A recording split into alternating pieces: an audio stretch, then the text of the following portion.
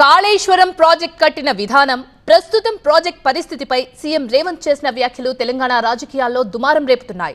1,00,000 కోట్లు కట్టిన ప్రాజెక్టు పనికి రాకుండా పోయిందన్నారు. గత సీఎం తప్పిదాల వల్ల అలా జరిగిందన్నారు సీఎం రేవంత్.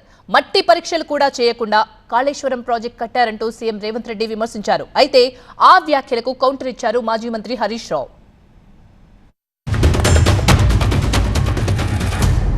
వేల కోట్ల రూపాయలు పెట్టి నిర్మిస్తున్న మేడిగడ్డ, అన్నారం, సుందిల్ల ప్రాజెక్టులు కట్టిన దగ్గర కనీసం సాయిల్ టెస్ట్ కూడా చేయలేదు.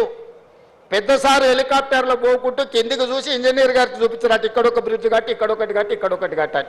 వారు పేపర్ మీద రాసుకున్నారు, కిందికి వచ్చారు, కాంట్రాక్టర్కి ఇచ్చారు, ఆయన కట్టిండు.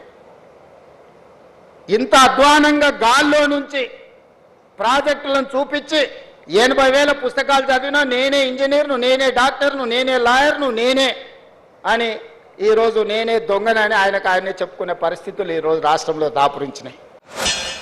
కేవలం గత ప్రభుత్వం మీద బురద జల్లి తన వైఫల్యాన్ని కప్పిపుచ్చుకునే ప్రయత్నం. ఇవాళ ఎక్కడ కట్టాలని ఎవరు డిసైడ్ చేసిండ్రు? కేంద్ర ప్రభుత్వ సంస్థ వ్యాప్కోస్ నిర్ణయించింది. వ్యాప్కోస్ వాళ్ళు మన రాష్ట్రంలోనే తొలిసారిగా ప్రపంచంలోనే అత్యుత్తమ టెక్నాలజీ ఉపయోగించి లైడార్ సర్వే చేసి వాళ్ళు డిపిఆర్ సబ్మిట్ చేసిండ్రు. వాళ్ళ ఆలోచనకు అనుగుణంగానే ప్రాజెక్టుల రూపకల్పన జరిగింది.